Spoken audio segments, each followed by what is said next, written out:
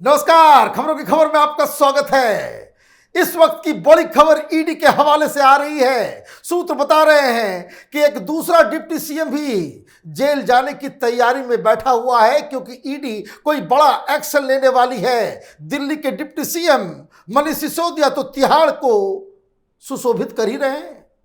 अब बिहार के deputy CM Tejashwi Yadav का भी नंबर लगने वाला है, क्योंकि लगातार जो कार्रवाई ईडी की तरफ से की गई, 24 अलग अलग ठिकानों में जो छापेमारी हुई और वहां से जो बरामद कैश, नगद, सोने के बिस्किट्स और सिक्के, साथ ही साथ जेवरात और इन सब के अलावा बड़े बड़े महंगे महंगे प्लॉट्स के जो खरीद बिक्री के दस्तावेज मिले हैं, उससे ईडी ने यह मान लिया है कि इस केस के अंदर मनी लॉन्ड्रिंग का खेल हुआ है। और इसीलिए तेजस्वी यादव को ईडी ने जब तलब किया तो गिरफ्तारी के डर से वो बीमारी का बहाना बना करके वो चकमा देने की कोशिश में जुटे हुए हैं। और जब पत्रकार पूछ रहे हैं कि ईडी को क्यों आप चकमा देने की कोशिश कर रहे हैं, तो वो कहते हैं कि देखिए, सब अफवाह उड़ाया जा रहा है, ईडी की तरफ से अफवाह फैलाया जा रहा है,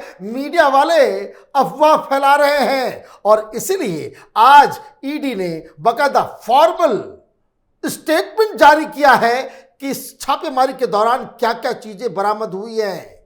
तेजस्वी यादव तो कह रहे हैं कि यह सब नाटक है, ये अफवाह गैंग की तरफ से फैलाया गया झूठ है कि ये सारी चीजें बरामद हुई है।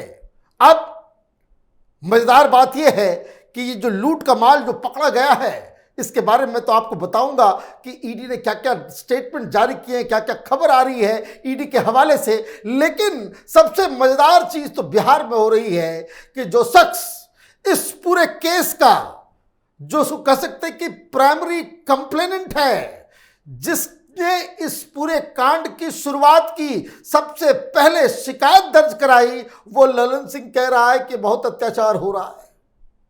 जब तक ये साथ में नहीं थे, रोज प्रेस कॉन्फ्रेंस करके मीडिया के सामने ये कहते थे कि लालू का पूरा खानदान चोर है, लेकिन अब ये कह रहे हैं कि बड़ा अत्याचार हो रहा है। तो ये ललन सिंह, ये जेडीयू वाले, ये नीतीश कुमार, ये सब पलटू रामों का क्या कहा जाए कि जब साथ में होते तो आपको ये राजा हरिश्चंद्र दिखता है और अपोनेंट में चला जाता है तो आपको ये भ्रष्टाचारी नजर आता है। खैर, राजनीति अपनी जगह पे है, लेकिन कंक्रीट चीज क्या है? ईडी ने स्टेटमेंट जारी करके कहा है कि PMLA investigation conducted so far has revealed that several pieces of land at prominent locations in Patna and other areas are illegally acquired by the family of then Rail Mantri Lalu Prasad Yadav in lieu of jobs provided in railways. The enforcement directorate said 1 crore of unaccounted cash has been seized in the raids against Lalu Prasad's family members in land for jobs case. Another 600 crore in proceeds of crime have been detected in the raids, while an investigation is underway to unearth more investment made on behalf of Lalu Prasad's family in real estate and other sectors. 600 crore रुपए का कच्चा चिट्ठा खुला है। ED साफ कह रही है कि टोटल जो हमने क्या है, इसमें 600 करोड़ रुपए का लेन देन और चल अचल संपत्ति। अब ये बताइए, ईडी कह रही है 600 करोड़ रुपए और लालू यादव के सुपुत्र कह रहे हैं कि ये तो मजाक है। 600 करोड़ रुपए आपके लिए मजाक हो सकता है, और ये जब से रिवील हुआ है तब से वो तमाम पत्रकारों का जत्था जो लालू यादव को एक समाज सेवी और ओबीसी का उद्धार करने वाला नेता बताते थे, सोशल जस्टिस का पुरोधा बता रहे थे, ये सब चुप मार चुके हैं। अब पता नहीं क्या होगा, नहीं होगा, लेकिन अब इस स्टेटमेंट से तो बाल बाल साबित हो रहा है। ईडी साफ कह रही है कि ये मनी लॉन्ड्रिंग का केस है। आगे क्या डिटेल है, ईडी ने क्या बताया? The enforcement directorate has recovered several incriminating documents against राष्ट्रीय Janata Dal chief Lalu Prasad Yadav and his son and Bihar current deputy chief minister Tejashwi Yadav, who are under the Central Probe Agency's radar in the land for job scam. Searches and raids have been conducted in 18 locations in Bihar, Delhi, Uttar Pradesh and Mumbai, during which ED recovered 1 crore of unaccounted cash, $1,900, 540 grams of gold and 1.5 kg of jewellery. ये detail ED की तरफ से दी जा रही है और तेजस्वी यादव कह रहे हैं कि भाई पंचनामा दिखाओ।